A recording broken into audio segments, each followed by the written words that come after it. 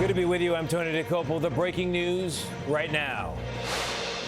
Reaction rolling in after new allegations against Graham Plattner, the Maine oyster farmer and frontrunner for the state's Democratic nomination for Senate. Multiple ex-girlfriends describe him as volatile just days after a sexting scandal. Tonight, Plattner's denial of physical violence and what he says about the rest. Also developing tonight, chaos on the freeway, police trailing a suspected carjacker for miles through Southern California. And the 405 closed for hours after a deadly shooting, what authorities are saying. Soaring temperatures and a weekend of worry about severe thunderstorms. Rob Marciano tracking it all. And fighting back, a group of teenage thieves, one armed with a gun, no match for a Marine Corps veteran. What happened next? And Steve Hartman on the road tonight with city kids way outside of their comfort zone and what it taught them. Good job. I'm proud of you.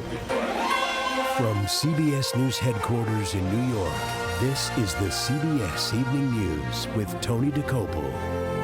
Good evening. Graham Plattner, if you don't know, is an oyster farmer and the centerpiece of the Democrats' plans to retake the U.S. Senate. He is also a changed man, he says, full of regret about his past. The trouble is that past keeps coming up. This week, the New York Times reported that 3 women who had been romantically involved with Plattner described the relationship as toxic and detailed behavior they found unsettling and at times emotionally wrenching.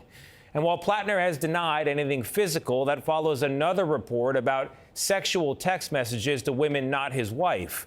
And still earlier revelations about drugs, drinking, and tattoo getting. That's all needed explaining.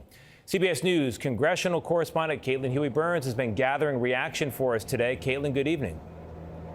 Good evening, Tony. Well, this is the second time just this week that Plattner is facing major controversy, but he insists he is not dropping out of the race, as all of this is really testing Democrats' tolerance for misconduct. Just 4 days ahead of the Senate primary, many Maine residents say they're sticking with Democratic candidate Graham Plattner, despite the latest allegations against him. He's not a perfect candidate. He's owned up to a lot of the stuff that he's done in the past. Nobody is perfect. There is not a person out there who is absolutely perfect. Mother Teresa was not perfect. A former girlfriend, Lindsay Fifield, told the New York Times that when she dated Plattner over a decade ago, he never hit her, but regularly grabbed her by the shoulders, sometimes hard enough to leave marks. And that during one argument, he twisted her arm behind her back, shoved her into a bedroom, and held the door closed. There are some allegations in this piece that I just want to be kind of unequivocal about are simply not true. Plattner has also insisted he didn't realize that a chest tattoo he got as a Marine and has since covered up is widely recognized as a Nazi symbol. But Fifield told the New York Times he did know. Anything alleging physicality, anything alleging that I knew what my tattoo was, these are the statements of someone who's politically motivated. Fifield has worked for Republican campaigns but denied any connection to Republican Maine Senator Susan Collins, who Plattner would face this fall if he wins Tuesday's primary.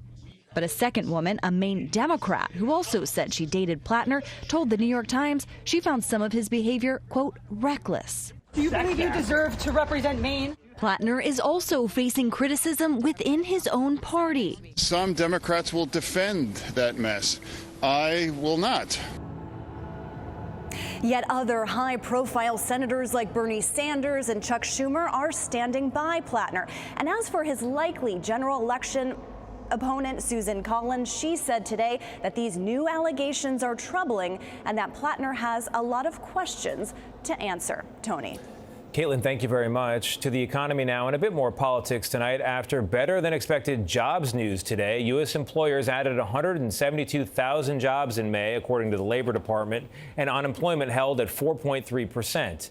But many American farmers whose seasonal hiring numbers are not included in those monthly job reports are struggling, which is why President Trump was in Wisconsin today promising relief. Our Nicole Killian is there.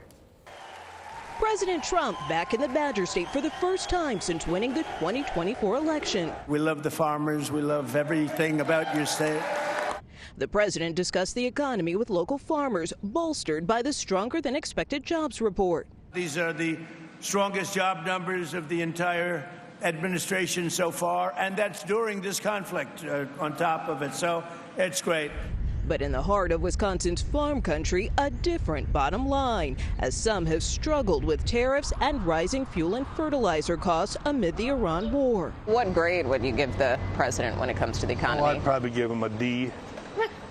Yeah, no, I'm not real happy with him. I can use the buzzword affordability. Everybody's talking about affordability.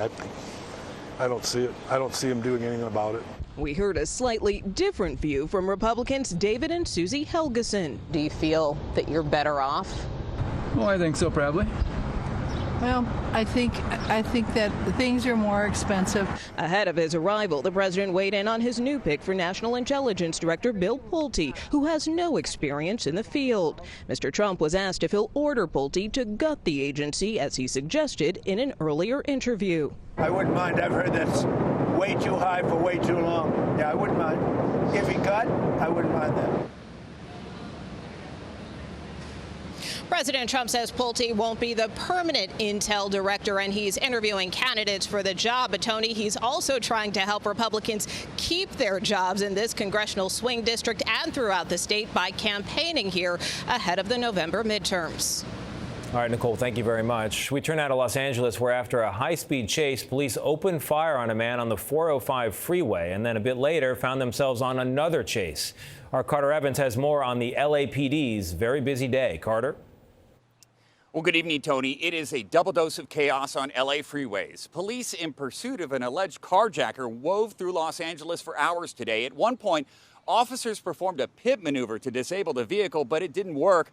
The suspect put it in reverse, and the pursuit was back on. After being cornered again, the driver looked like he was ready to give up, but he made a sudden move and was taken down by a police K-9. Now, it had already been a frustrating Friday commute. Earlier this morning, the LAPD closed down all northbound lanes of the busy 405 freeway after a police shooting.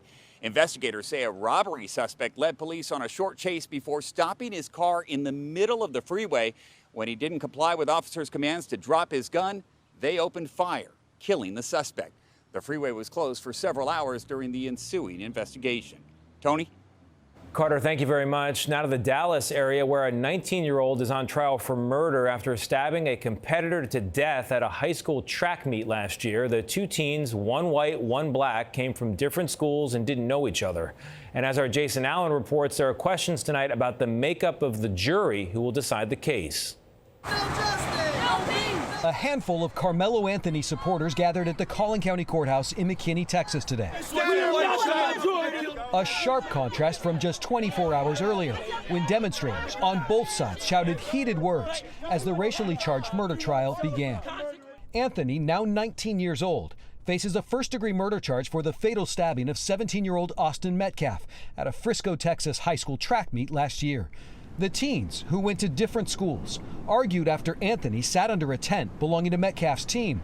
According to the defense, when Metcalf asked Anthony to move, Anthony reached into his bag and said, "Touch me and see what happens." Do you have anything that you'd like to say to the victim? When Metcalf allegedly grabbed him, Anthony's accused of pulling a knife from his bag and stabbing Metcalf in the chest. Anthony's attorney says his actions were a split-second defensive response. Collin County District Attorney Bill Wiersky called the incident an unprovoked murder, and today played body camera video of Frisco police officer Eduardo Cortez arresting Anthony, who told him, quote, "I'm not alleged, I did it," adding, "He put his hands on me, I told him not to." No black jurors were seated for the 12-person panel. The prosecution says the process was race neutral and struck the remaining 3 black candidates because they were all educators. Is this something that you think could come back up during the trial? I would expect them to raise it again, depending on what the verdict is. And it's an issue that would be raised in the direct appeal process. A string of teenage witnesses have been taking the stand throughout the day today, describing what they saw and what they heard underneath the tent at that track meet. And the judge is going to keep hearing testimony tomorrow, working through the day on Saturday, hoping to continue or complete this trial, Tony, within the next 2 weeks. We'll stay on it. Jason, thank you very much. Heading into the weekend, several major cities in the central U.S. could see severe thunderstorms, while some big cities in the east are also facing a storm threat and soaring temperatures. Meteorologist Rob Marciano tracking it all once again. Rob, good evening. Yeah, hey, Tony, those soaring temperatures are certainly going to be fueling those storms. Tonight, we've got some action, pretty widespread, actually. Rains across Texas and New Mexico, some flash flooding and warnings and watches there. And we've got a severe thunderstorm watch across Minneapolis, east into parts of Wisconsin until 11 o'clock tonight. And that's where the cold front is. And it'll be on the move. As it does so, it'll squeeze the storms out there through Milwaukee, Chicago through the overnight period, Toledo, and Cleveland, eventually Pittsburgh tomorrow afternoon. And around 7, 8 o'clock, right as we're getting max heating, it'll be right on the I-95 corridor, and that now includes New York Metro for damaging winds, some hail, and certainly some lightning. So be aware of that late during the day tomorrow. Look at the temperatures, though, fueling those storms. 92 in Columbia, 97 in Raleigh, 96 in Richmond. That could be a record. 90s all the way up I-95 to Boston, and that cold front comes through, and we'll see much cooler temperatures. Some relief on Sunday, but certainly more relief coming on Monday. No doubt these beaches here in the east, especially tomorrow, will be active on this first weekend in June. Tony. All right, Rob, thank you very much. There's new video tonight of what prosecutors say was an attempted murder on a beach in Massachusetts. Police say a 70-year-old man attacked and tried to drown a 21-year-old, holding him underwater before others pulled him away. The victim had been on crutches. Investigators say the older man was upset that he'd been riding a jet ski with friends on a section of the lake supposedly closed to non-residents. Still to come on the broadcast tonight, an armed group surrounds a Marine Corps veteran. Guess how that turned out? And her car sinking fast as rescuers scramble to save her. What happened next?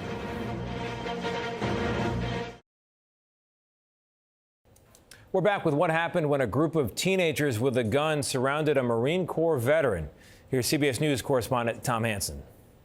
Surveillance video shows Jacob Borda working on his truck in front of his home in Oxon Hill, Maryland, Wednesday afternoon when he's approached by 4 teenagers wearing hooded sweatshirts. After a few words, one of the teens pulls out a gun and points it at his head. Borda told local media the teens demanded his wallet, keys, and phone. Instead, Borda, a Marine veteran, says his military training kicked in. Once a Marine, always a Marine.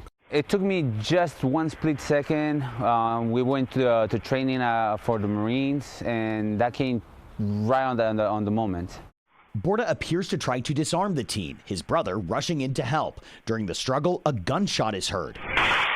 No one was hurt, but the bullet did hit the side of his truck. Another teen attempts to get involved, but is stopped by Borda's brother. Both are then held until police arrived. I'm feeling grateful. I'm still here, safe, with my family. And Tony, the local police department tells us 2 of the teens are still in custody. They have also identified the other 2 involved, but because of their young age, police are not saying what they're being charged with, Tony. All right, Tom, thank you very much. Up next in a moment, what happened to this little guy and who helped him? We'll explain.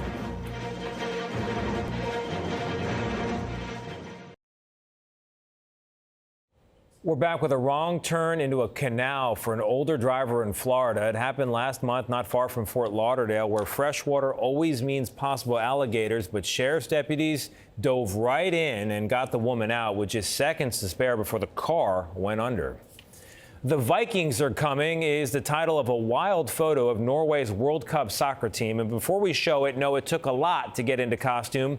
Authentic weapons were put on, and they took a trip to a beautiful fjord. Look at the gear. But take a look at the photo. Certainly better than waving from an airplane step. Norway is back in the World Cup for the first time in 28 years. Looking fearsome. Some lessons learned the hard way, and that's true for coyote pups as well. This little guy was found in Arizona covered in hundreds of cactus spines on his nose, his paws, even his tongue. But the Southwest Wildlife Conservation Center was able to pluck them out one by one, and he's expected to be back in the wild and maybe a little wiser in a few months. Up next, On the Road with Steve Hartman, where these freshmen got a year-end test they will never, ever forget.